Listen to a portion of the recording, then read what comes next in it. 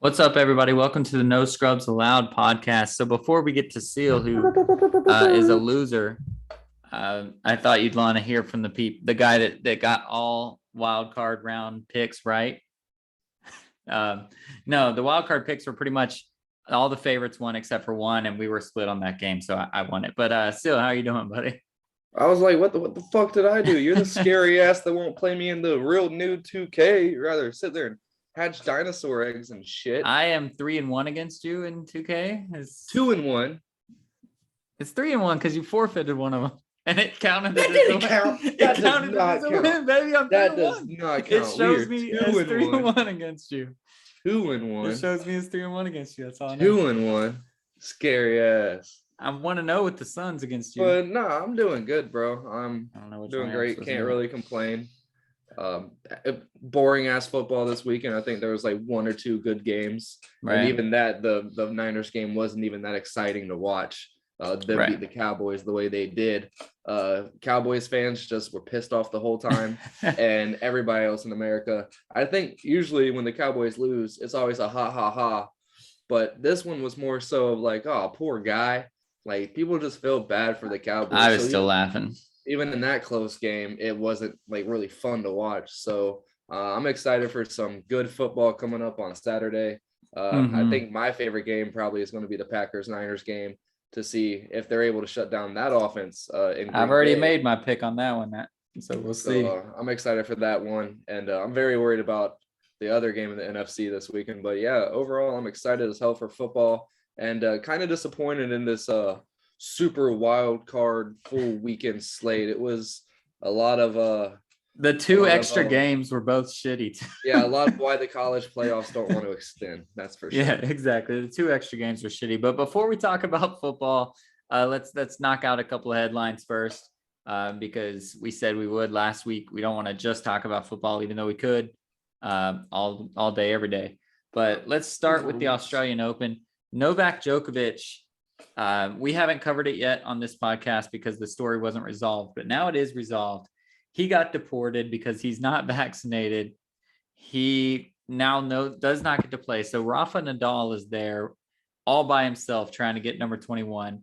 Obviously, Federer, Nadal, and Djokovic are all tied at 20. And I think we both are in agreement that at the end of the day, Djokovic is going to be number one. But Nadal has a shot. Yeah, if he never gets vaccinated. The French Open? Yeah. But he wasn't expecting to win the French Open anyway.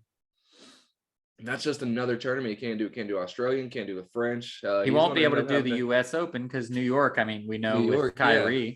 He's going to end up having to be vaccinated, or he's just going to have to hang it up until this Omicron shit's over with. I mean, there was a minute there where there was a little bit of normalcy in the tennis world, and people were there. Coaches were able to be there and all that stuff. And now the coaches and stuff are still allowed to be there, but they're in the stands now. Yeah. Instead of like down there. So it's a bit different now. And he's going to have to, I mean, it sucks that it's happening like that. I love the country we live in and the state of work that I do, where you're not going to tell me what the fuck to do. I'll just go get another bartending or serving job. So I love that fact of my life, but it has to suck that it seems like it's inevitable. This guy's either going to have to hang up the racket or get the shots, get sticked. Yeah, and I think he's going to stand to his guns, and like every day that this goes on, I'm becoming more and more a Djokovic fan just because of this. Like, whether or not, again, we don't really get political on this podcast, but whether or not I believed what he's doing, I want him to stand up for what he believes in, and that's what he's doing. And he said, "Hey, if you guys are going to deport me, you're going to deport me. That's fine." He tried to follow the rules. He tried to go get an exemption. He got an exemption from the tennis association, but then Australia said, "Fuck your exemption. We don't care." And so then he appealed it twice, got denied twice. So he ended up just leaving. And now the French Open, like you said, they've come out and said, if you don't have a proof of vaccination, you can't get in either.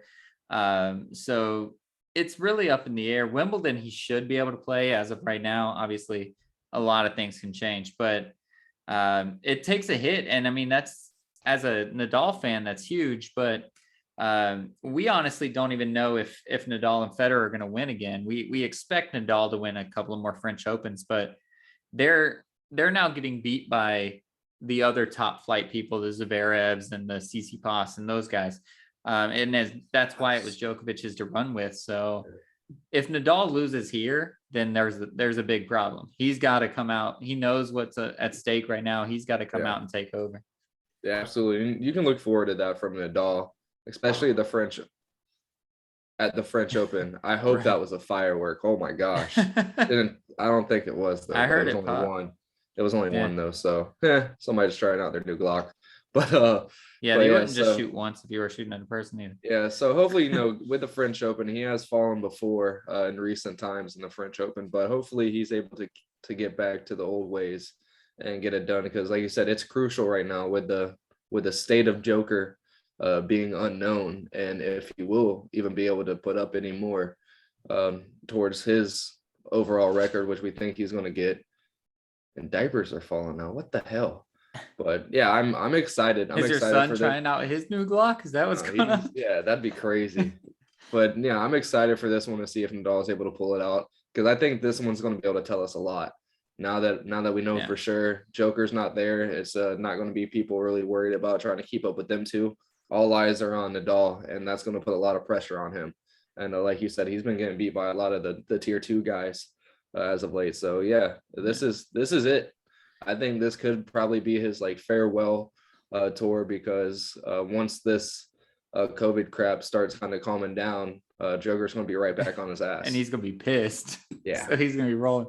But Nadal has rolled through the first 2 rounds scot-free, won in 3 straight sets both times. But I want to give a shout out. Sadly, it's going to be a shitty shout out because I don't remember the guy's name.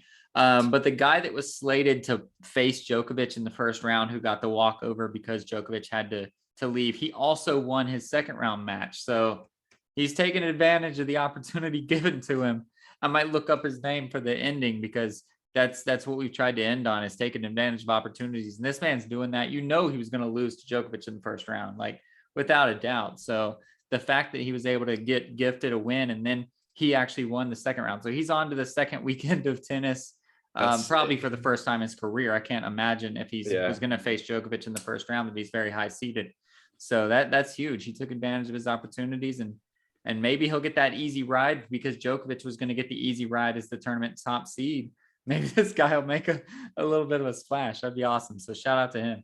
I'll look up. And that is crazy if he is, because usually when you're around that spot, you're pretty much always going up against the tournament's best and just getting knocked right out. And sometimes you can get the second or third seed. So to actually be going through and facing these 20s and 30s and able to see what he's actually got against these guys, it's got to be fucking awesome. This is going to help his world ranking a ton. He's flying his whole family out that's gotten poked already. He's like, you got vaccinated, right? Come on, second, third cousin of mine. Right. So yeah, shout out to him for stepping up though, because he could have easily just taken that as a, hey, I made it through the second round, and then just folded for the next guy. So I'm glad he didn't.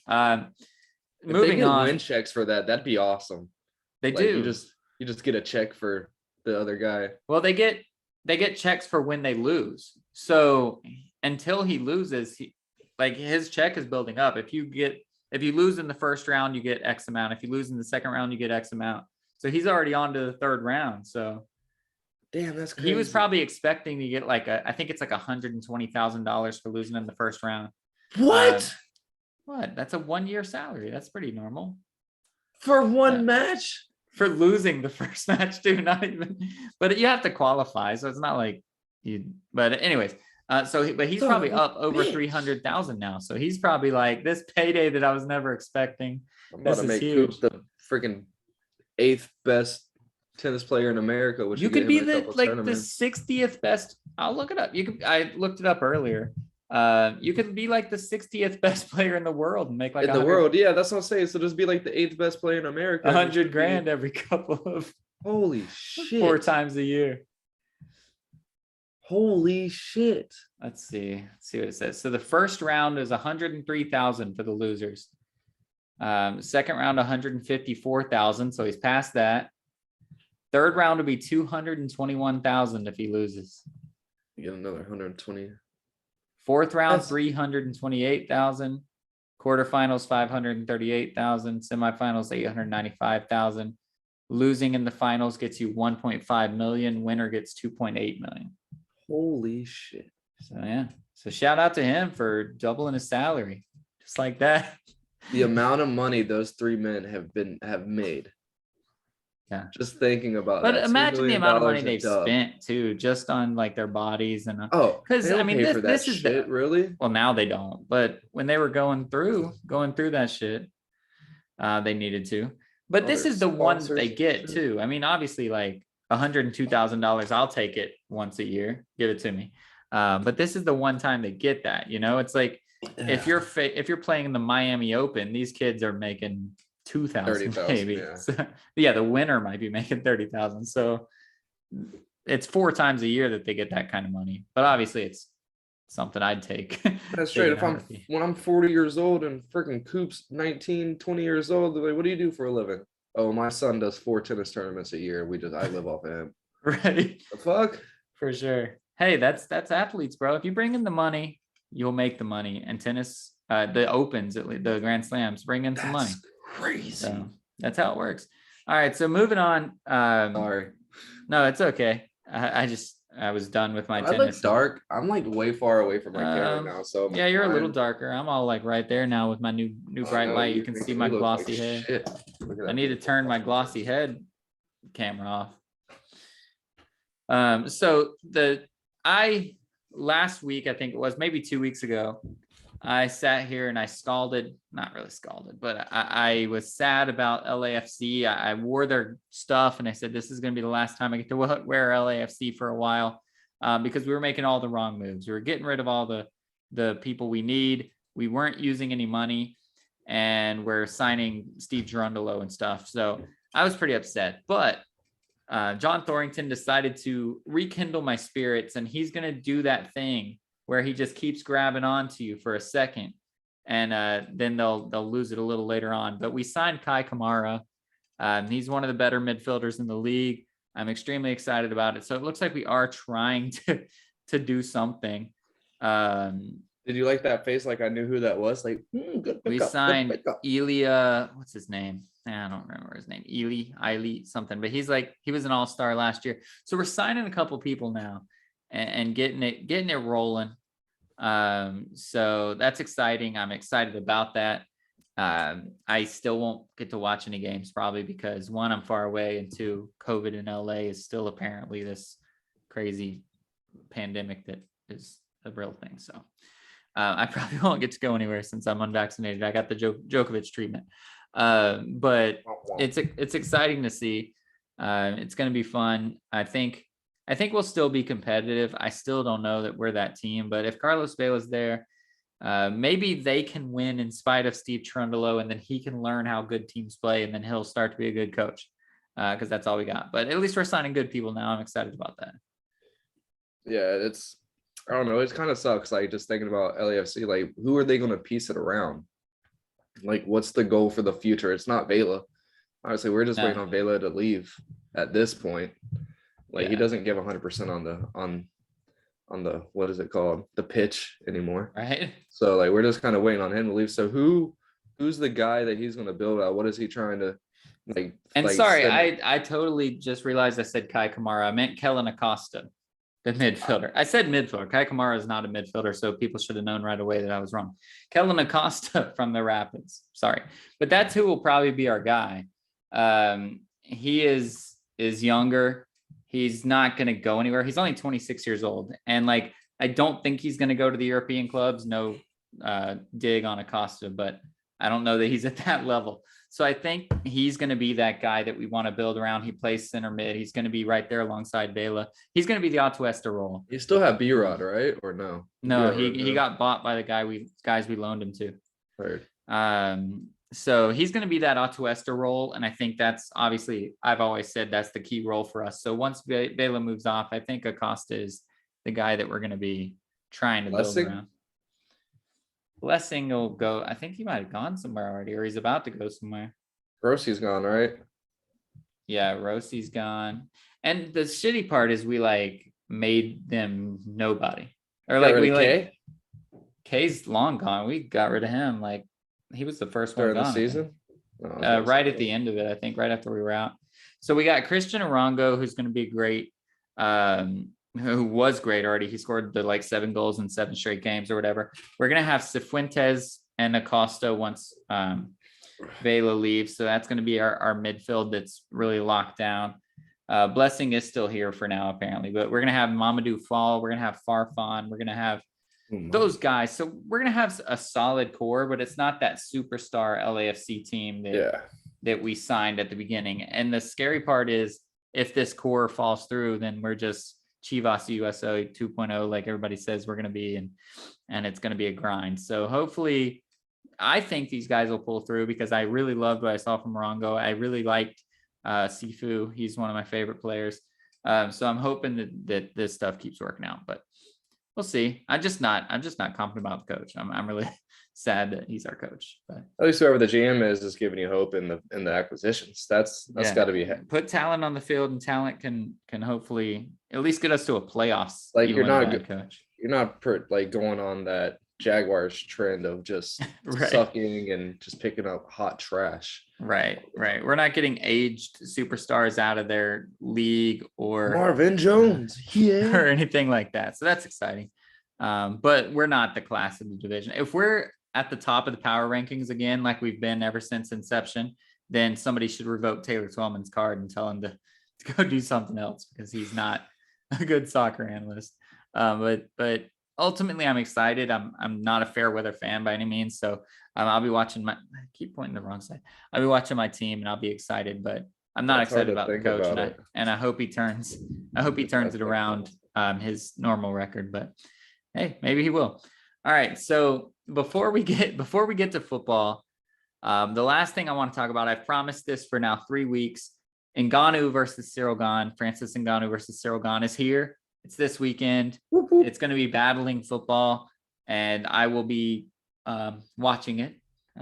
I'll have it on my laptop on some skipping feed, doing something. Yeah, it'll be perfect for me, I think, because I think football should be over around 11:30, and that's when usually the fight before. But the whole card is pretty good. Yeah. So. Well, I don't have to worry about Sugar Shane in the first round, so I don't care. Really. The whole card is pretty good. It's obviously the first pay-per-view of the year, so they're going to stack it. It's a pretty good card. You know what I said we're going to talk about? Let's talk about it for real, not just the Ngannou and whatchamacallit. But Figueiredo gets to get a rematch of Brandon Moreno. But before we get to the 2 title cards, that's why I'm bringing up the card because those are the only 2 I know for sure. And that the first one I'm really looking forward to. I think Ngannou is going to fucking roll. I don't know that it's going to really last too long. Ooh. Honestly. Yeah, in my opinion. So the other one was I think there was a dropout or something. First one is little dudes, right? Yeah. So the first championship bout is the flyweights. It's a rematch of Brandon Moreno and Davidson Figueiredo. If you guys remember, Moreno became the champion by beating the mess out of Figueiredo, who was after Demetrius Johnson went away. He was the best flyweight. He was the most dominant. He was just running the show, and nobody thought that he could be stopped. And Moreno not only stopped him, but stopped him hard, stopped him fast. So this is the rematch, and this is exciting. And I think it will be exciting. Most of the time, little guys aren't always that exciting, but Figueiredo, I've never seen him with a fire in his eye. He's never had to have that. Ever since he's beaten Mighty Mouse, he's just rolled. He hasn't. He's like Usman, where he never sees any challenges. So now that he saw a challenge, we get to see that fire. We get to see how he bounces back from a loss.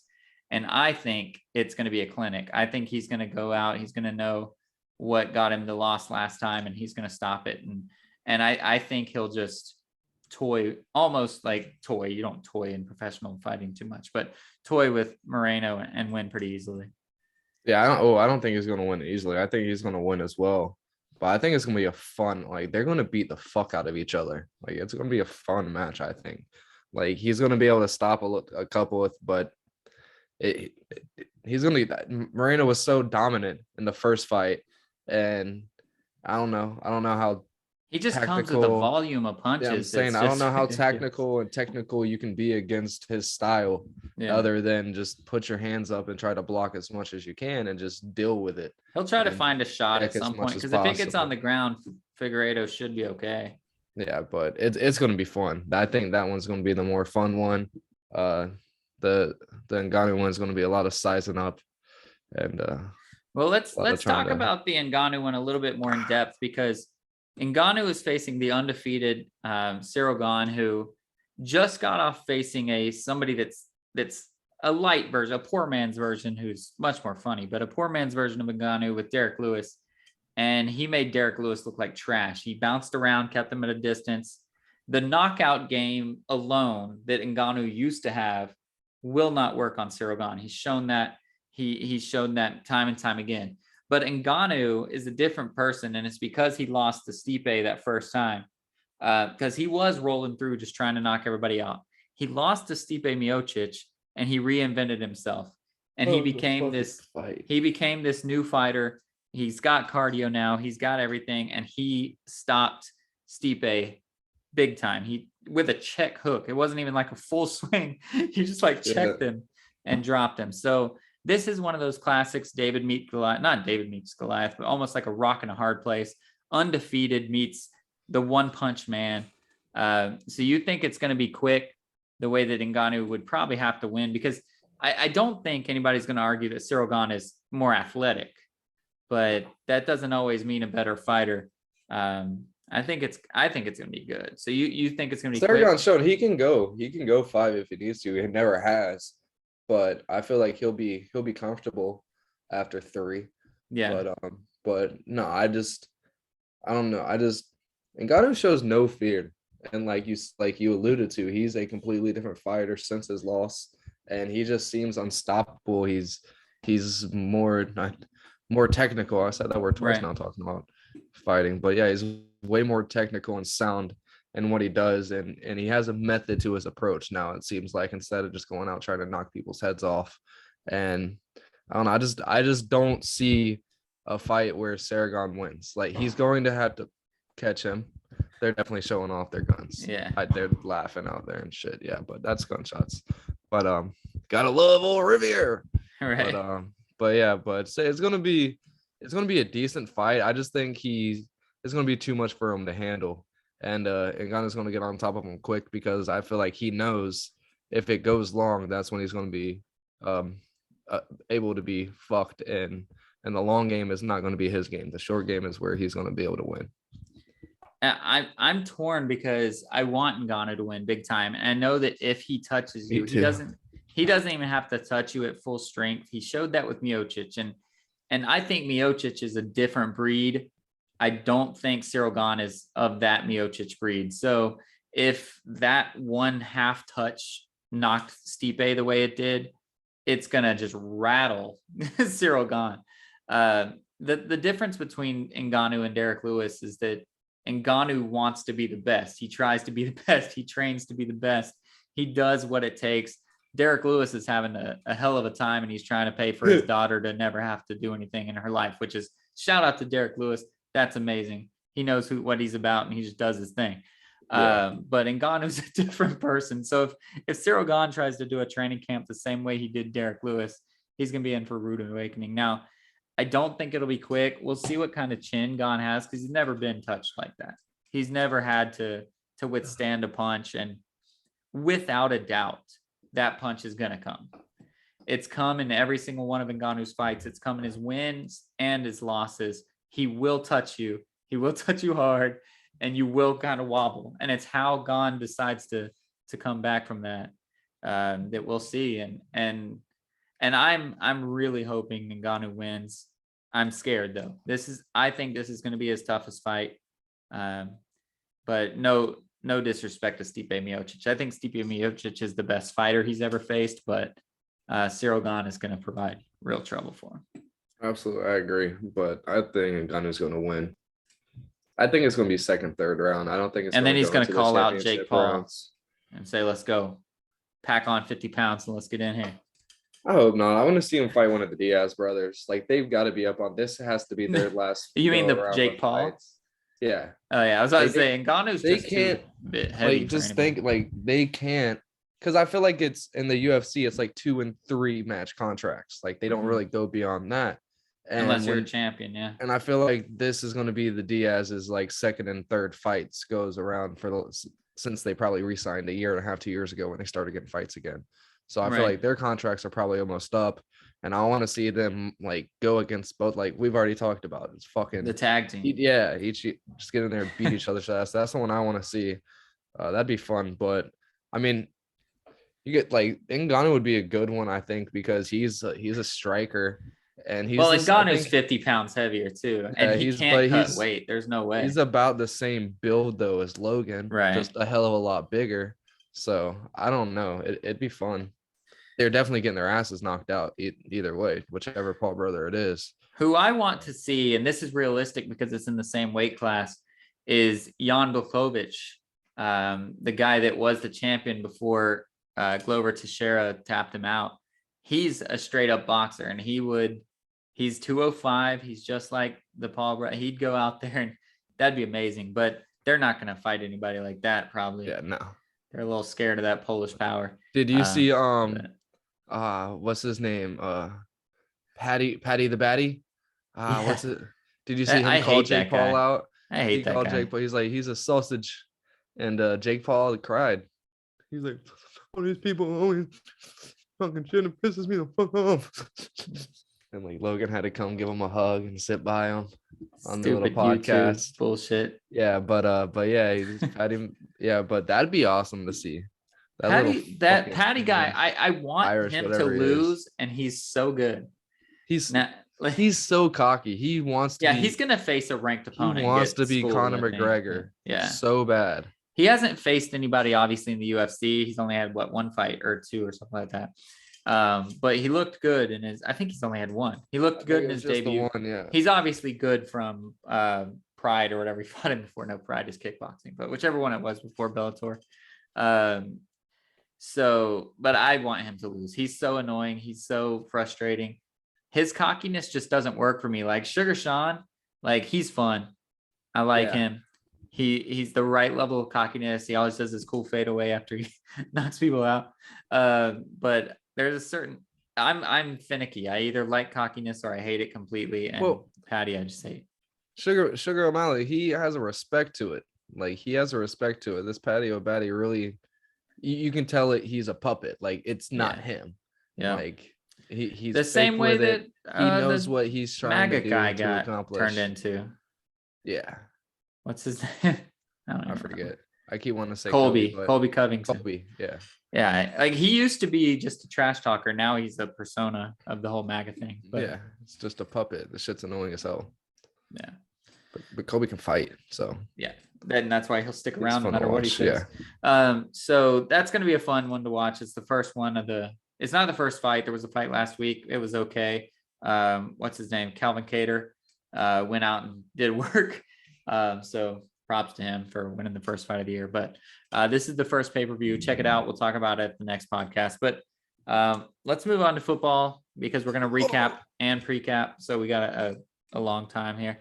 But real quickly on the recap side, like I said in the opener, we got all of them right, except we split on the Dallas and 49ers game. And really that was the only good game, right? I mean, the favorites won pretty handily. On the AFC side, there was one good game, and it was the Bengals in Oakland. And it started off the week, and the score was close, but Oakland was being gifted touchdowns and like Baltimore. The Bengals never felt like, or in my eyes, never felt like they were going to lose. Yeah, like Oakland just kept catching up. But yeah, it never looked like they were worried either with the plays that they were calling. Right. It's just that the reffing, I don't even want to talk about that. That was the worst ref game I've seen in a long time. Well, and then the playoffs, sure. What other game was it this weekend? The Cowboys was pretty rough. Yeah, I think that was the one that was stupid as shit too. But the Bengals won. Like those guys aren't going to get playoff games ever again. Yeah, they've already come out and said that they're not getting playoff games. Like when the referee committee comes out and tells you, yo, you're done, that's a bad sign. Yeah, it was bad. It was really bad. That one crazy play by Burrow with the rogue whistle in it, and they still let it go.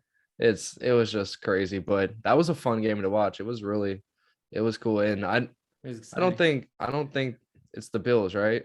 No, the Bills and Chiefs. Yes, the So Bills that and Chiefs are the Titans and the Bengals Titans and the will be Bengals. facing. So I don't King think the Henry's Titans. back. Yeah, I don't think the Titans have too much to worry about. Just because they're going to be able to put up just as many points with Derek back, and that's the only thing. They're going to have to hope. They're going to have to hope that they don't get too fucked with turnovers or anything, and Joe Burrow is able to keep his composure, because if he gives up 10 points to the defense, then Right. they're screwed.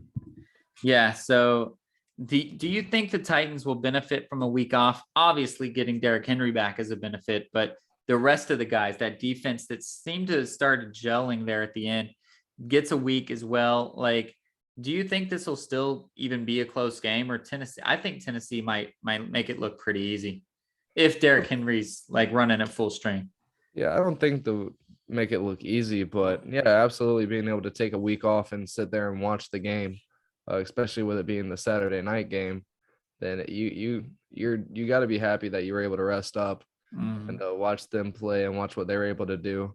And Cincinnati pulled out a couple new wrinkles in their offense for that Oakland team, so that's something else that they're able to dive into and look at. And talking about that real quick, how about fucking Kansas City just pulling everything out for the Bills to be able to look for? Like, they didn't keep anything in the bag, and if they did, I don't know what the fuck Andy Reid's drawing up. It's funny too because they didn't shit. need to. I mean, there was Exactly. They could have just done nothing and won that game. Yeah, big men throwing touchdowns, big men catching touchdowns for no reason. But yeah, I think the Titans that are was definitely just. I think that was to strike fear in the Bills' eyes by saying Travis Kelce is truly the best leg skill position player. Yeah, but yeah, I think the Titans are definitely going to benefit for being able to watch and see the Bengals open up their playbook a little bit and able to see a couple extra wrinkles that they can study for and won't be too surprised for if they see that look and whatnot with all the technical football terms and shit that Troy Aikman and Tony Romo would tell you about. But yeah, I don't think it's going to be as wide open as you think it is. I think the Bengals are a very composed team. They're not too mature on the age side of things on offense, but on the defensive side, they're very sound. Right. And like I've alluded to before, they're not a bend and don't break defense until they need to be. They're going to give up points, but at the end of the game, they know if they can hold a team that their offense is going to be able to score the ball. And that's always enough motivation for them to at least be able to hang up 3. I just think that the Titans, and the reason that they're the number 1 seed is because they are the best team with the lead. And if the Bengals give them a lead, that offensive line is too good. Derrick Henry's back. You're not going to be able to take them off the field. They're going to have 5, 6, 7-minute drives on the regular, probably ending in at least a field goal. So if Joe Burrow, like you said, if he gives up 10 points over on turnovers or something like that, it's a wrap, dude. Yeah. And like that's where Joe is going to have to stay strong. And he has the last like 3 weeks of the regular season and then the first week of the playoffs. He's looked good. Anyone that had Jamar Chase in their championship game and he wasn't on their bench knows that he's been rolling through. And so it looks like that wasn't funny. It was sad. I was arguing with Eddie, semi-arguing, because I said that I think the Bengals have the best core offense of any team in the league. And of course, he said the Chiefs, as most people would. The Bucks, if they were healthy, would probably be number 1 on that list. But that Cincinnati core offense. So when you have quarterback, running back, and the wide receivers together, I guess Uzoma is just okay at tight end, but he's at least serviceable. I think that offense is so stacked, and not just stacked with talent. They actually seem to use everyone and use everyone well. So that makes the defenses have to really worry. Well, yeah, and the difference in the two teams is like we've seen from the Chiefs since I'm pretty sure that those gunshots weren't aimed in the sky, because I hear big noise like it's some kind of ambulance or something. I think it was just somebody coming to stop them, probably. I don't know. But anyways, so yeah, the thing with the Chiefs is that like ever since their Super Bowl run, they're not the offense that's going to give it to you the whole fucking game. Yeah. It's going to happen in spurts. The Bengals, if they're hot, they are going to light it up all game long. It's not going to be like the Bills were against the Patriots, 7 for 7, no punts, no field goals type shit. But they're going to be able to light it up, and they're throwing the ball down the field way more than 20% of the time. The Chiefs, I think, throw it beyond 5 yards like 15% of the time. Right. And when they do air it out to Hardman and Hill and that type shit. But yeah, the Bengals don't have a lot of those plays in their playbook to where it's 5 yards and before, unless it's something to Mixon or one of those screens out to Higgins so he can get on his high horse and shit. But that's the difference in their offenses. That's why I believe that I agree with you. The Bengals are a way more dynamic core, and they're built to last 4 quarters. They're not gonna have to play catch up if they don't need to. And I think a little bit is because they don't have the confidence in the defense like Andy Reid does in his. True. All right, so let's hold off on the predictions for just now, and let's move on to the next one. We can lump these two recaps together because they were just a couple of blowouts. The Bills played the Patriots, and the Chiefs played the Steelers, which will cause a matchup of the Chiefs versus the Bills. I heard it on a talking head media thing, blah blah blah. But we're gonna rehash it real quick because I want to ask you the question. Do you think if Josh Allen is playing at the level he was playing against the Patriots, that he is the best quarterback in the league, that he's unstoppable? No. He is not. That's what the guy on the talking head show that not the best quarterback in the league. Top 3, I'd say he could beat out Matt Stafford. He's dangerous. He might be the most dangerous just in. But we got to get something straight for our no scrubs faithful here real quick. As long as Tom fucking Brady and Aaron fucking Rodgers is still in the league, there is no 1-2 up for grabs. It's just not possible. It's not going to happen. They're fucking 55 and 43 respectively. So they're old as shit and they're still dominating the game. And there's nobody else in the league who can put up as many yards and touchdowns. And on the other side of it, there's not nobody else who can put as many touchdowns with no fucking interceptions. And just consistently too. Yeah, 33 to 4 touchdowns to interceptions is fucking ridiculous for Aaron Rodgers. And what was it? 4,300 passing yards and like 38 touchdowns or some shit for Tom Brady. Like with not very many interceptions either. Yeah, he continues to lead the league in passing yards and touchdowns through every fucking year. And Rodgers is always the completion percentage and all that stuff. So as long as them two are still in the league, absolutely not. But yeah, if he continues to proceed as he did on Saturday night, then he could definitely get up for that 3rd spot over Matt Stafford for sure. So that was against. Fuck Pat Mahomes. So that was again. I was just gonna let you hype up Matt Stafford. We'll talk about him. We'll talk about him in about 10 minutes. The 2 best receiving seasons of all time are at his fucking hand. Case closed. Yeah, but it's Calvin Johnson. Like, and get Cooper out of here. Kupp. Yeah, Cooper who's a fucking grocery bagger in any other like world. Cooper Kupp, second. I could see Cooper Kupp receiving season on of all the time. Sidewalk right now, and I wouldn't know who he was. If I saw Calvin Johnson, I'd know who he was just because I know what he looks like. But even if I didn't, I'd be like, "Who's this fucking 6'8", 225 dude right here?" Exactly. So, anyways, but the Bills did this against a Bill Belichick defense, and is up and down as we saw the Patriots being. It's still a Bill Belichick defense. Do you think they can continue it into a game against the Chiefs, who are now ramping up their defense? The second half of the year has been huge. Or do you think this will just be a shootout, or will defenses even come into play?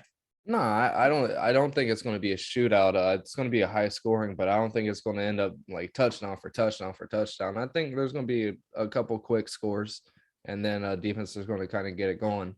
But no, the Bills, ever since that snow game they had against the Patriots, they've realized their holes and they've kind of filled them up. They really got a good strategy in the run game, not really handing it off too much, but they have an effective strategy in the run game, and they're able to switch it up and make the defenses be respectful of it and have to kind of stack the box a little bit for it now, instead of just saying, all right, Josh, throw it. You got 2 guys to throw it to. And now that Dawson seems to be able to play more than 1 quarter, and Gabe Davis is still finding the big old blue area in the end zone. That's what he does. He can definitely keep it going. And if Devin Singletary can keep producing the way he's been able That's to, the difference, man. then yeah, I think it could end up being scary for the Chiefs because the Bills defense is damn good. Yeah, like damn good on all aspects. The only thing is their line might not be as good. They're not going to be able to pressure and contain the edges like they're going to need to against that Chiefs offense. But yeah, I think the Chiefs are just too inconsistent, right? Like even throughout the season when they've gotten better and went on their win streak and all that, the offense never was consistent. They never found that groove. And when you're, like you alluded to earlier, pulling out all the stops, letting Kelsey pretty much do everything just to beat the Steelers in a wild card game, like Andy Reid knows that they're not consistent, knows that they're not just ready to beat a team conventionally. So I think that's going to be a little bit of a hiccup. But yeah, like you said, the Bills, I think it was during the Bucks game, which was the week after they lost that snow game to the Patriots. They were down like 28-0 at halftime. And I think those 6 quarters, the Patriots game plus the first half, the Bucks, I think the coaching staff said, let's just do something different. Yeah. And that's something different. They outscored the Bucks in the second half. They still lost. Luckily, we had the cushion, but they outscored the Bucks in the second half, and they never looked back. I mean, they've outscored people. I don't know the numbers, but it's pretty ridiculous. Since I think in that second half, I think he has Josh Allen that has had I think 68 or 78 rushing yards in that second half. And they just opened up a different scheme and it seemed to work. And so they rolled with that instead of what they were doing the first half of the season, and it's working. So that one, aside from our game, and I'm most scared of our game, but this one might be the most exciting game of the divisional playoffs. So yeah, I definitely believe so. And I don't know. I think it's going to be the Bills to lose because they have a very veteran, high IQ, savvy secondary on defense. But the Chiefs, it's in Arrowhead, right? Because they're the 3 seed or 2 seed. Micah Hyde, fucking Jordan Poyer. We talked about them last week. Them boys are the truth, right? And it's going to be hard. It's going to be hard for the Chiefs to be able to open it up, and they're not going to be able to beat that Bills defense, dinking and ducking. Like, it's just not going to happen. And we saw in that game against the Steelers for 30 minutes that offense can be fucked. That Steelers defense isn't that good. It's a good defense, but it's not the Bills defense. I don't think they had a lot of injuries this year. TJ Watt was able to. Well, when TJ went down too, it was like, okay.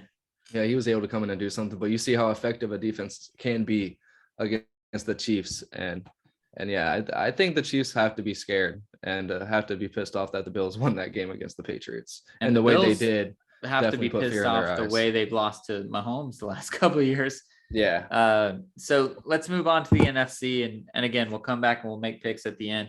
The Packers got to sit and watch, and the Packers knew who they were going to face on Sunday afternoon, because as soon as the Bucks blowout happened, which we'll talk about in a second, it was up to the Cowboys. And if the Cowboys would have won, then it would have been, they didn't know until Monday night. But the 49ers showed up, and they were up, 23-0 right off the bat, right? And then the Cowboys tried to fight back, but at that point it was too late. And it wasn't even like the 49ers, we know that Deebo Samuel is that good, and he was that good again against them, but it wasn't him. He wasn't even the guy. He was better in the second half when the Cowboys were coming back than he was in the first half. What are you doing there? Are you talking about the Zebras? Huh? The refs, because they were on point going against the Cowboys. The refs were the best team in the league for sure. This wild card. But yeah, Deebo didn't have to do anything to get them the lead, and then once they started giving it, Deebo was a wrap. But the Cowboys did nothing. They had 14 penalties, as you alluded to. They couldn't figure it out, but they still almost had a chance to win. Cooper was the best guy, which say what you will about Cooper. At this point in the Dallas Cowboys team, he should not be their best guy. CeeDee Lamb should be. So obviously the refs were a problem, but do you think the game plan for the Cowboys, in my opinion, just wasn't enough? I mean, Zeke and Pollard ran for like 20 yards, and then CD didn't get enough passes, in my No, opinion. I'm Like, pretty sure Tyron Smith got beat up in that game a little bit, got injured, was out a little that's bit. true. That's true. Zach Martin just freshly back. That line was beat up, and you could definitely tell they were not in sync, not on cue, and Dak was getting fucked. Zeke couldn't get it going, and it was a very rough start. They kind of got it together, but no, I don't think that's on the play calling. Like when you looked at a lot of CD's routes, he didn't get I think he got one target in the first half, didn't get a catch until the third quarter. Yeah. But yeah, no, when you look at the way it was going, he didn't have time to get to those deep reads that he was. That's why Cedric was getting the ball a lot. Right. Schultz was able to get one of the first deep balls that Dak was able to throw on that little quick out route. And but yeah, that was more so to have to do with the line than I think with the play calling, because you could see in a lot of the play breakdowns and stuff that they were doing a lot on Nickelodeon. That was a hilarious. So real quick, at the end of that game, they went and slimed Mike McCarthy because he lost on graphics. Right. The graphics department did it, and then they had his face red and the smoke coming out of his nose and his ears with the cussing kind of cartoon graphics. It was hilarious. They dunked on him. It was great. But no, it was evident that he was definitely like the hot route, if you will. Shout out to Madden. For a lot of those plays, they just weren't able to progress into being able to get the ball to him. Yeah, I mean, it's just so hard because, like you said, the line was not happening. It wasn't. When you're going into a season, or I guess you can say when Mike McCarthy was going into his Cowboys tenure, and he's going through his playbook, he's able to pull out every single play to have at least 3 seconds. Every fucking one. And as you've known forever in Green Bay, Mike McCarthy cannot change. He cannot change on a dime. Like, he cannot do it. The Packers never won after this, never won a second half. It was always coming out and just blast, always. So I said the Packers, right? Yeah. Yeah. But and that's kind of the same thing with the Cowboys. That's why I was kind of impressed what they were able to do and kind of come out and get 16 points there and kind of make a game of it at the end. But it's just he's never able to change. So that line getting beat up, that was the problem all year. They keep trying to feed Zeke and doing the same dive plays over to what the A and B gap on the left side, knowing Martin's not there. Fucking Smith's all fucked up. Yeah. And still doing the same shit, not trying to switch it around. Can't really pull the guards because they're all new and injured. And it was just a rough season for the Cowboys. But I think Zeke still got another 2 years on his contract. They just signed Dak. They got CD, Coop, Cedric's probably still. So they're still going to have their core. They might have to sign Schultz and find another couple of linemen. Right. Tyron Smith should probably retire after that injury. All they need to do, they have their defense. All they need to do is just draft offensive linemen, all 7 rounds. Yeah. And just see who works. Yeah, exactly. That's all they need.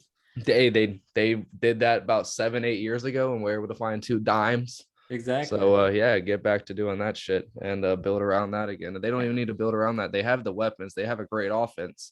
It's just their offense is designed around time and in the pocket. And yeah, they thought they had a guy in Dak that's able to do that, but since he's came back from his injury, he's not the same flushing the pocket kind of quarterback either. So we're not going to beat the same dead horse that you guys have been watching on your sports all week long. But that last play was hilarious.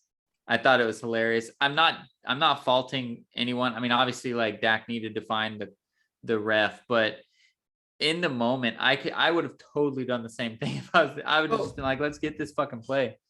You've even seen too in the past that teams would usually be able to sneak up, snap it, like hike it, even ask the refs trying to come up, and then they'll be like, yo, whoa, no, we didn't set the ball, we didn't spot the ball, now we have to go and do the time and all that stuff. So why the fuck the center just sat there with the ref just sitting there with his hand on the ball and not just saying, bitch, you either do something or you don't. But exactly. So they kind of hovered in the middle. Time and time again, people do that and snap the ball, knowing that the ref has to spot the ball. and they have to redo and go through and look at the clock, see where Please it is put now. 1 second on the clock. It'll go on my whistle. Yeah, and but at least then. So a lot of people blame Dak. Yeah, it is a little bit on Dak at the end of the day, but at the same time, there's a lot of factors. The refs could have went in and been like, "Yo, let's wait. We were spotting the ball. Like, put a second on the clock." First of all, I don't even put it on Dak. If I'm going to put it on a player, which again, I said I'm not putting blame on anyone, but if it was a player, it was the center. The center rushed up to Dak and was like, "Yo, give me the ball, give me the ball, give me the ball." It's before he was even up off the ground. Yeah. So it was the center, but I definitely don't fault the ref. I fault the refs a lot in this game, but he was running. Yeah. He was doing everything he could to get there. The only thing he could have done is not fucking. So when Dak slid, it was like going from 7 to 6. Ref gets the ball with about 4 seconds, places it with about going from 3 to 2, right? Like you said, he's running his ass off, but then he proceeds to sit there for like the whole fucking time, the last 2 seconds. The other problem that I have with the ref, and I've never been a football ref. I try to ignore the refs as much as I can. But I've been a volleyball ref. But so. if Dak slides at what was it, like the 27-yard line or something like that, right? Yeah. Why is the ref coming from like midfield? He was coming from way too far away. He should have been sprinting along with the play the whole time. And he was still 18 yards back where Dak started. Yeah. And he should have been up there. And I've only ever, like I said, I don't watch the refs. I've only ever known soccer reffing and you run down the sideline the whole time. But that ref, I feel like, should have been ready to get the ball. If your job is to be the ball spotter, you need to be where the ball is. Yeah. And he was out of the camera when the play was over. That's what upset me. It's definitely a shitty way to end a playoff game for sure. And hopefully they'll come out with like a way to address that in the future. I feel like every because other there's time, no way that can happen. I feel like every other time I can remember, they didn't even go to replay. They were just like, please put 1 second back on the clock. Like, just because they're not going to end the game like that stupid way. I feel like that's happened a few times where they spike it and it's like right at the end and nobody knows what's happened. And they're all just like, please put 1 second back on the clock. Yep. Or we'll have an untimed down. Like they say something like that every time. Yeah. This time they were just like, nah, it's over. Fuck it. Yep. It was so dumb. That was pretty crazy. Dumb. I don't know if the Cowboys would have got a touchdown anyway. It would have been a tough play, but even in that circumstance, if what we're talking about would have happened, they wouldn't have had a chance to spike the ball in that scenario. They would have had to hike it and Hail Mary it then. Well, they should have probably just done that, honestly. Try to catch the defense off guard. I feel like that's what he was trying to do. He was trying to go downfield because everybody was kind of streaking. It looked like he didn't have any defenders in the midfield. It was the linebackers. That's what I'm saying. He should have just went for it. Yeah. So I think he was trying to sneak them to get a couple extra yards, and didn't think that the 7 seconds that he was trying to give himself when he slid was. I thought he's thinking that's plenty of time because you can see him looking up. Should have been. It could have been. Yeah. Could he have slid 2 yards earlier? Sure, why not? Yeah. But could all of these things have happened? Yeah, absolutely. So I don't blame anyone. I think it's a shitty way to end the ball game, just like you said. But I don't put blame on anybody for it. But hey, shout out to the fucking 49ers for being up when that happened. Yeah, exactly. Yeah, for getting up 23 and allowing themselves to collapse. Hey, and shout out to fucking Kyle Shanahan for not letting Jimmy G fuck it up. They ran the ball. Yeah, he learned who his best player was, and he said that person's getting a ball every single time, and that's how the last like 6 games of their season was. And Elijah Mitchell ran the ball 25 times. On top of that. So just so you guys know, obviously, if you listened to the podcast last week, I already made my prediction for what the 49ers Packers game is going to be. But when it comes around to it, I'm going to put a caveat on that game because Nick Bosa went down with a concussion. And so just so we know, I'm going to be watching that concussion protocol from what I saw, because since their game's on a Saturday, right? Yeah. Their game's on a Saturday. He would have to have been back in practice today on Wednesday for it to be justifiable for him to be out of concussion protocol by Saturday. So is it at practice or is it like in pads practicing? Because he could be doing the running on the sideline. Oh yeah, he needs to be doing walkthroughs and shit, but gotcha. I don't think he was there at all doing anything. So the expert analyst side of it, I think it might have been a rap sheet that said something. Gotcha. Rappaport. Because if Bosa doesn't play, I reserve the right to change my pick. Yeah. Oh, I don't either way. I think the Packers got it. But Well, yeah, we'll see. But damn, this is gonna be a great historical fucking game. I'm I excited. love for it. this It's yeah. Rogers But, coming back home. Well, not really. Rogers welcoming his home back into Lambeau. And he's struggled with the 49ers. So that's a fun little wrinkle. He's a Santa Clara boy, so it'll be fun. But yeah, before we move on to the predictions and shit, I do want to give a shout out. Okay. We still unofficially have seen Big Ben's last game as a Steeler, and damn it, did he give it his all. It should have been a lot closer than it was. He wasn't the problem, that's for sure. If Deontay Johnson didn't have fucking nubs for hands, they'd be doing that. They would have had a lot better chance. And if Najee was able to be beginning of the season, Najee putting up 1,000 yards in 6 well, weeks. if their line could have like done anything, anything, but it was a way to go out. Played the whole game. Took a lead, did a couple of big things. Yeah, did his thing. Went into halftime. It's definitely a Ben game to go out on. The final score wasn't probably what he would want it to be. At the end of the day, I think they lost by 23, 24 points. Yeah, something like that. But man, what a career if that was the end. It has to be. It has to be. There's no team that's going to take him as a starting quarterback. And he won't be a backup. Yeah, if the Steelers put the fans through that again, then they're fucked. They're a horrible organization if they do that. Right. So shout out to him. What a career, hell of a career. Didn't beat up on the Jaguars at all, so I don't mind. I don't know if he ever even played the Bucks. I don't remember him ever playing the Bucks. But yeah, we gave him some good defeats. I think he beat the Jags like once or twice. Nice. I watched one of the defeats. He beat us at home in Jacksonville. Stupid fucking refs.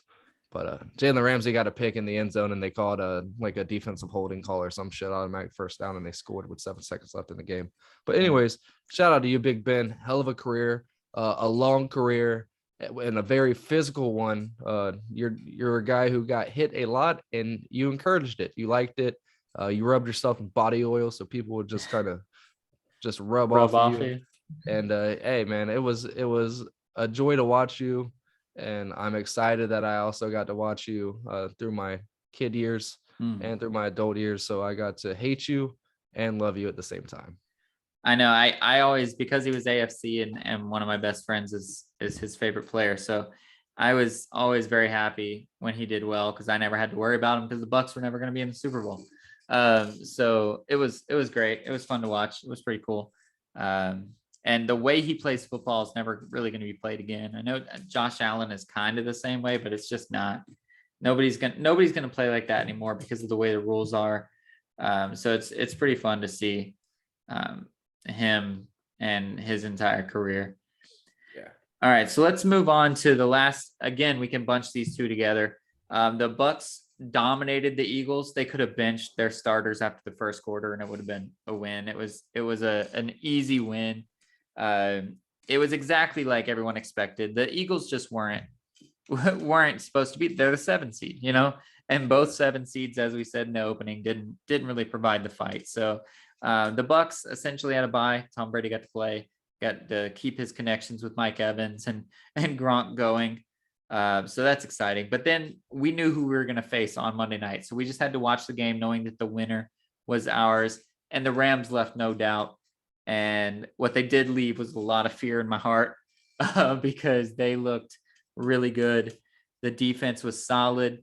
Your boy, why can't I think of names when I need to? Jalen? No, not well. That is your boy, but no, Aaron Donald. Aaron Donald has that fire, dude. He's picking fights with people. He wants to win, dude. He was having fun.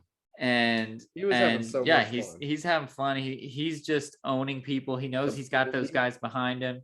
He knows he's got guys. Not be my boy because he's turning into a fucking bully on the field. He knows that he has guys on the opposite side, so he can't really be double teamed as much as he used to be, and he is just feasting off of it. And then the offense, like you said, Matt Stafford, man, he finally got his first career playoff win. And well, he's 1-0 in the playoffs now, and it's exciting because he deserves it. He looks like he was kind of falling off the map at the end of the year, and he turned it around big time. Beckham had to get a PED test because he's doing too well. That's amazing. I love it. Since That's he went to absolutely LA. Cooper Kupp is Cooper Kupp. Beckham's the best quarterback. He's a better quarterback than Baker Mayfield was. He's a better everything, which I think he said that actually during his time. He played cool. Yeah, he was like a 4-star quarterback. That throw was some shit. Weak though. It was it was a duck, bro, but wide open. So he's wearing gloves. Yeah. Hey, if you're throwing to a wide open spot, you don't have to be perfect. Just get it out. Well, it was perfect. It was just it took like 15 seconds. But yeah, that there. Rams team, dude, that defense is scary. And I think what it's Jalen Ramsey, dude. I see it. It's that 2017 Jaguars swag, that Saxonville swag. I don't know what they call themselves, but I guarantee you Jalen came in there and let them boys know, like, yo, we got to have this swag, and told them about 2017. And when they have that swag and they got that confidence, can't nobody fuck with them. Won't nobody fuck with them. And like he said, like, we're going to go to the Super Bowl. We're going to win that bitch, because he knew the way the defense just feels. They're just swagging out. They're bullies. Jalen's a bully. Now he has Aaron fucking doing the shit. Yeah. Like Vaughn, still the quiet guy. But Vaughn's right there backing up AD whenever AD's turping, coming right in. Big old 58 right there too. 5 inches taller and same fucking size and weight as fucking AD. What the hell are you going to do? And if we don't have Tristan Wirfs, what are we going to do? Yeah, that's a huge loss. A huge loss. And you guys are still going to be without Rojo, right? You are without Rojo and Fournette. Fournette's supposed to come back. Fournette's supposed to be there. He's back at practice. He's got to clear all these things that he's doing. But Keyshawn Vaughn, he's a fucking runner, bro, but he's not Fournette. He's not that big dark horse who's going to be able to get through that line. Right. But yeah, Rojo is still out. Cyril Grayson is out, which sucks. Yeah, he had a hell of a game 2 weeks ago. Yeah, exactly. So him being out along with all these other injuries and at receiver that we have, it's just scary. Jensen, dude, he went out, and after Wirfs went out, Jensen went out, and I was like, well, that's a wrap. But he came back the very next drive. So thank God that he came back the next drive. But we're supposed to get Levante David back as well. Shaq Barrett is back. So we're getting our defense back. You see, Shaq Barrett made the Pro Bowl. I think it was on the graphic when the game started. Really? Yeah, I was like, what the fuck? He only played like 5 games. Yeah. But so he's supposed to be back. Oh, Shaq Barrett's definitely back. Levante David's supposed to be back. But if Wirfs isn't there, I don't think it matters. I honestly don't think it matters. Our line was only 6 deep on a good day. Our backup was in and out with bad things going on. So I think it's going to be, our line had to play probably some of the most snaps of any line this year. So without Wirfs, it would be bad. It's just his ankle. So it's just an ankle sprain. I hope it's going to be, when he gets to Sunday, I hope they just tell him it's a pain tolerance thing. He says, fuck pain. I don't give a shit about that. And he goes out there.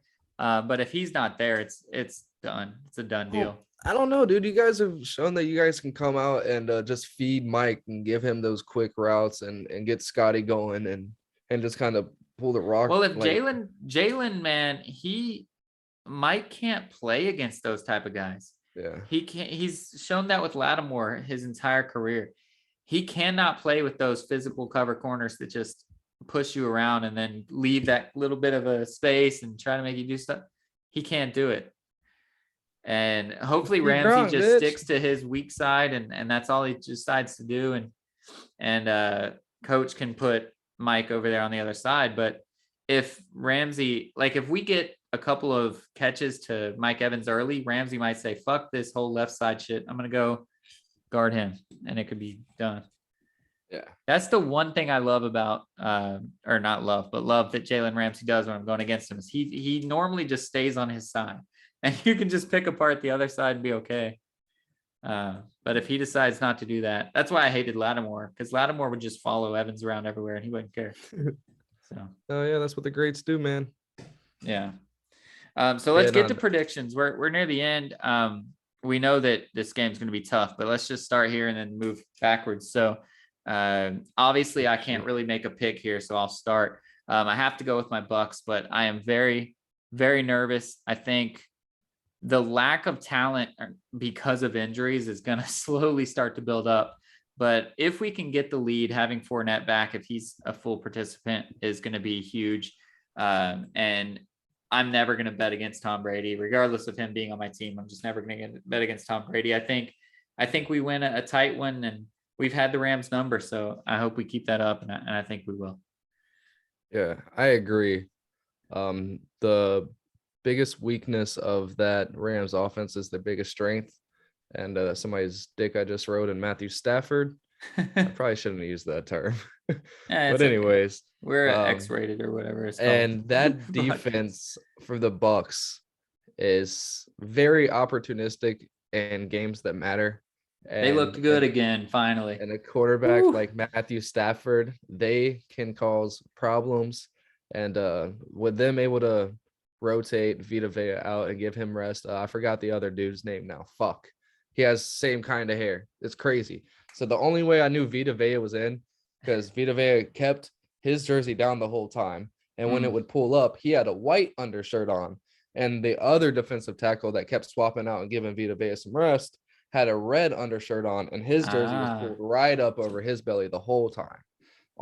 They said his name a couple times. He got a couple of tackles. But yeah, he was killing it when Vita Vea was out, able to give him rest. And that's going to be a huge plus for Levante David and Shaq Barrett coming back to be able to give that defensive interior a lot of rest and give that edge just all the fucking time in the world to go in and get Matt. And even when not, Levante David is going to be able to drop out and cover the no-name guys they have that aren't Cooper Kupp. Yeah, so that they can hold a double team on Cooper. And Winfield is just going to be waiting on Van Jefferson to try to go deep and pick the ball out of Winfield looked good. To get to it. I have to give a huge stud of the week shout out. Sorry, I'm blanking on his name because that's all I ever do. On my own team, even. Jeez. Damn. What the hell's That's his name? the worst. Sorry, keep telling your. Well, yeah, your why weekend. you figure that out? That defensive backfield and with Levante David coming back and him able to drop into coverage and help out and keep that middle covered up, because they like to run a lot of crossing routes. That's what Beckham has been doing, just right on hood, just running down, streaking across, and Stafford being able to get the easy throw, 8-10 yards done. And just all those crossing routes, deep crossing routes that they're able to do, Levante David's going to be able to shut that down.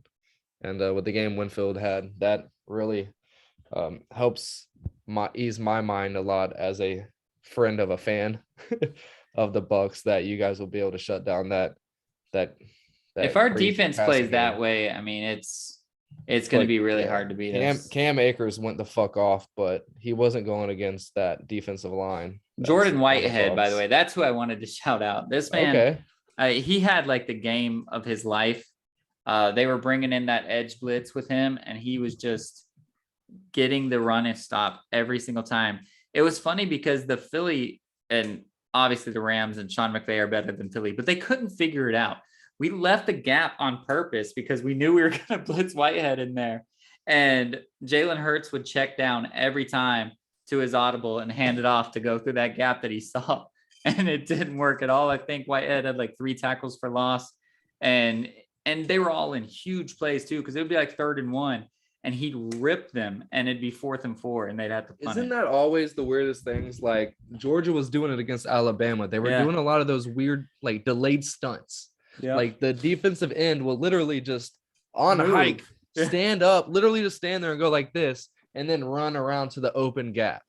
And then the tackle's like, where did he go? He was just right in front of me. Where did he go? And then he gets an open, untouched sack. Yeah, it would be be pre-snap, and our defensive end would just be like, whoop, here's a huge gap. And Hurts would be like, oh, heck yeah.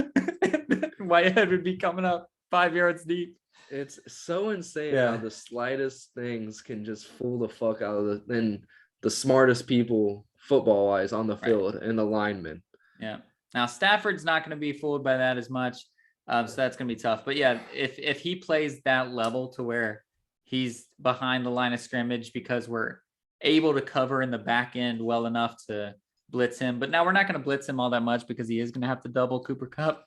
But it'll be exciting if he can time his blitzes right to get those tackles. He had 6 tackles week, a lot of them were right around the line of scrimmage. So I wanted to shout him out for that. But yeah, I think the Bucks will win. I think the Bucks as well. All right. So the other game, the one that, again, I've already made my prediction of the 49ers, but the 49ers and the Packers, I was wanting to flip. I even said if Nick Bosa is not playing, but I'm not going to flip. I got to stand by my guns. No scrubs allowed on this podcast. So I have the 49ers. I called them last week. I'm calling them again this week. The 49ers will beat the Packers. What the fuck makes you think that Jimmy G is going to be Aaron Rodgers? Wait. Elijah Mitchell is going to be Aaron Jones. Wait. Cooper Kupp, who had a great year, but Devontae Adams has had like Samuel, fucking 6 of them. Oh yeah, Debo has had a great year, but Devontae has had about 6 of them right around now. All right, he don't run that much anymore, but when he was a young cat, they'd give him a lot of them old touchscreen plays and jet passes and all I think that Elijah stuff. Mitchell, if you take Elijah Mitchell plus the line against Aaron Jones plus the line, I'm taking the 49ers run game. I would take that over the Packers run game. My God. Now Jones catches some passes out of the backfield and makes it look nice. Obviously Aaron Rodgers is better than Jimmy G, but luckily everyone on the 49ers side knows that as well, and Jimmy G is not going to get the chance to screw that up. Just like you gave props last week to Shanahan, he's not going to let Garoppolo screw this up. It's going to be the Debo show. He's going to touch the ball. He'll get 30 touches easily. He'll get like 12 carries, 15 carries, 18 carries, whatever he needs to win, because they might even put him in at safety. Who the fuck knows? Because Debo's the only guy that's going to do it. If Nick Bosa plays, I don't even think the Packers, aside from the fact that they will keep it close because they're home and they're the Packers, I think it would be one of those games where it's like, oh, the 49ers were always going to win. It's just that the Packers had Rodgers and Adams and they kept it close. If Nick Bosa doesn't play, I think the 49ers can still win, but it's going to be one of those last second field goal type lucky breaks. See, I think you forgot about that Packers defense, bro. Like, other than the game, Packers defense. The Lions. Yeah, that's what everybody keeps saying. The Lions game only let the Browns get 22. Vikings only got 10. The Browns 22. You're gonna call that an only? That's probably more points than the Browns scored all year. Gave up 30 to the Ravens. But anyways, no, that's not the most the Browns have scored all year. The Browns are trash on offense. You're crazy. Nick Chubb was going. What's another game? Nick Chubb was on my fantasy team. I know he wasn't going nowhere. 30. I'm fucking myself right now. But anyways, I don't know. I believe in that Packers defense. I think I just believe in Aaron Rodgers more. He's the guy, back-to-back MVP winner probably. And he wants to get that revenge on Tom. Yeah, it's I don't even. Well, their game's on Saturday, right? So he'll be the first one to go. Yeah, yeah, they're playing on Saturday. But no, I think with the one-headed monster that the Niners are, that they're just, I don't know. I think that they're not playing the Cowboys this week. They're playing a very smart team, a very smart coach team, and the Packers aren't going to throw up a dud, and the Niners aren't going to be able to score more than 2 or 3 touchdowns against this team as well. But okay, so serious question, because we've done a little bit of fun here, but if Nick Bosa plays and Bakhtiari doesn't get to play again, like, how do you think Rodgers is going to find Adams so many times to make him like a lethal threat? Because he's not going to have those 5-step drops if that's the case. Yeah, I think it would become more of a Lazard show, one of those games where Lazard picks up 8-9 receptions and they're throwing it to Aaron Jones a lot more and getting AJ Dillon going with the kind of quick like the halfback dive, quick handoffs just up the guts, trying to get them to squeeze in a little bit more and being able to create a couple of chips with the guards and running backs on Nick Bosa and slow him down a little bit to be able to free up a couple plays for Devontae. But yeah, if Nick Bosa is playing, you're not going to see Devontae get 2-3 touchdowns, 150 yards. It's going to be a very quiet 5-6 receptions for like 60, 70 yards, maybe a touchdown. But yeah, it's not going you're definitely spot on with that, I feel like, and the fact that he's going to have no time. But and the same, if if they take the ball out of his hands and make him have to give it up quick, Lazard's a fucking monster Right. in the That's middle of the true. field, and he's able to just get fucking yak like crazy. And then that would make them have to run the ball even more.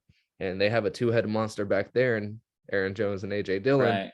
that can produce 5 touchdowns by themselves in any given football game. So, yeah, I think they have a huge chance no matter what the Niners do. And if Warner's out, it's Right. game over. Yeah. If both of them are out, it's done. Yeah. All right. So I think Warner has a low ankle sprain. right. So that's going to be like a pain factor kind of thing. Yeah.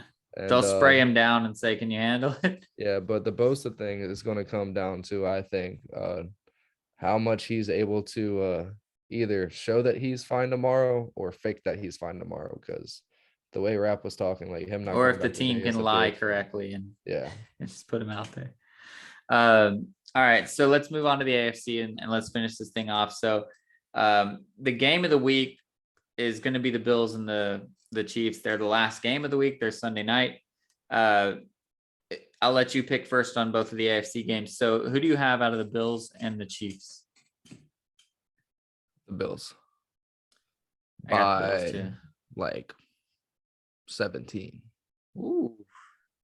I think that being an Arrowhead could be a difference maker there a little bit, but Josh Allen, dude, he looks hungry. He sees the landscape of the AFC and he sees that nobody is deadly at all. And he says, this could be the year, dude. Like everybody said it was their year. And then the Patriots beat them on a fucking like 30-mile-an-hour winds, 6-degree game. And then everybody all of a sudden were like, well, I guess the Bills aren't the team. They don't have a run game. I guess we were wrong. So like, that's so stupid to throw those anomaly games in there like that. Everybody just overreacted. And now the Bills look again like they were at the preseason when everyone was saying who can like compete with the Chiefs. And it was always the Bills. I think every person in the NFL said it was the Bills. And so they're back to that team. And I think they're getting that revenge. I think it'll be closer than 17, but yeah, I think the Bills will win. And I think the Bills are the class of the AFC. I think I've said that since I've known that they were going to be in the playoffs. So yeah, I think they're going to win. Pretty good. Hell yeah. They're too good. And the inconsistency of the Chiefs has to come back to bite them at some point. Yeah. All right. So the last game, which is actually the first game, the Titans and the Bengals. Who do you got here? This could be a toss-up. Bengals, because fuck the Titans. Oh, yeah. You can't choose your AFC Souths. Fuck no. Right. I say the Titans because I expect Derrick Henry to be I expect Derrick Henry to change his number before the game to 21 just to say, Jonathan Taylor, who are you guys trying to say is the MVP? I was like 600 yards under him. Not really. He wasn't 600. But like as soon as Derrick Henry went down, everybody was like, Jonathan Taylor's an MVP. He's the best running back in the league. And Derrick Henry's sitting there going, I was going to smash the rushing record into the ground by like week 15. So get out of here with all that mess. And I think he's going to just show everybody once again who King Henry is. And I think the Bengals are going to be scared of it. And it's going to make it a lower scoring game, sadly, because it could be a shootout, but the Titans don't want Ryan Tannehill to try to save their season. So they're going to get a lead, and then King Henry's going to, I'm predicting him to be like 212 yards, 3 touchdowns, just absolute demolishing. See, with him coming back, though, I think that kind of takes away with what the Titans were able to do and being a Swiss Army knife, having 2 running backs, getting the ball to 4 or 5 different receivers. Julio Jones finally getting a fucking touchdown in week 18, shit like that, because they didn't know what they wanted to do. They didn't have their identity anymore. They just know they needed to win a fucking football game. They have a great coach, great fucking coach, Mike Vrabel. And it's about time. Everybody was talking a lot of shit about him at the beginning of his tenure. Yeah, he's great, but with them being able to get back to their identity, the Bengals don't really have to go to too much work. They know what they have to do, and they don't really have to stop Ryan Tannehill now. They're going to make Ryan Tannehill beat them, and I don't know that Derrick Henry is going to be able to. It's weird now in today's age where you come back from these injuries so fucking fast. And the extended season true. now, when guys would be coming back around the end of January, there's still fucking games being played. So yeah, I'm still iffy on these early returns from these players all the time.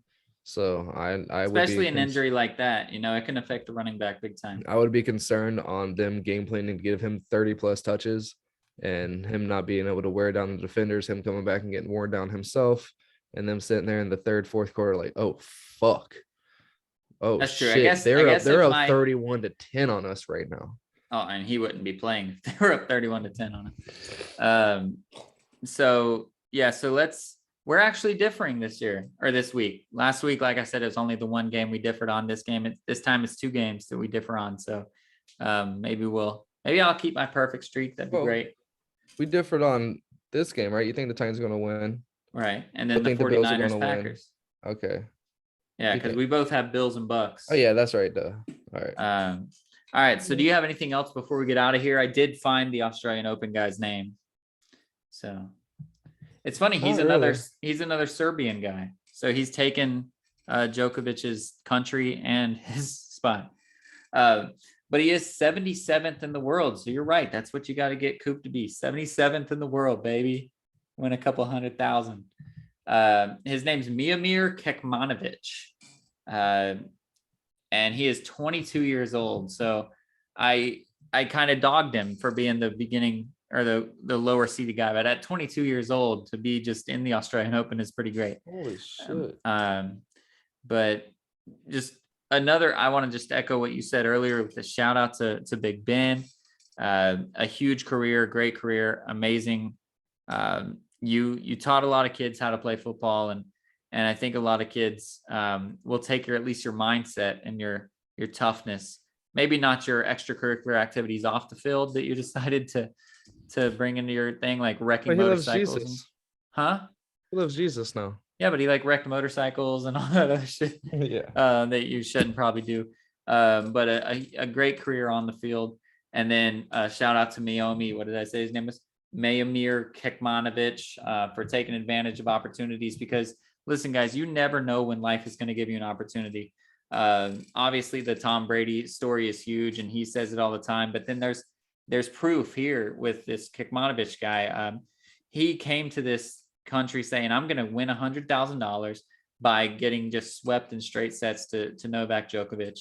And that wasn't the case. Also, it wasn't a walkover, by the way. I was wrong. He actually did have to play a first round match. It was just against a wild card guy that they threw in. So he's actually had to win 2 matches. He's come out, he's done that. He's won them both in straight sets even. So he took that opportunity that was provided for him, the 77th ranked player in the world. And he said, all right, now it's time for me to step up to the plate and do what I can do. So that's the thing, man. You might feel like you're just waiting in the wings, waiting for life to continue to kick you in the ass, but you got to keep your eyes open. As soon as that opportunity comes, you got to be prepared. You got to be ready to go in, and you, as always, be a stud, not a scrub.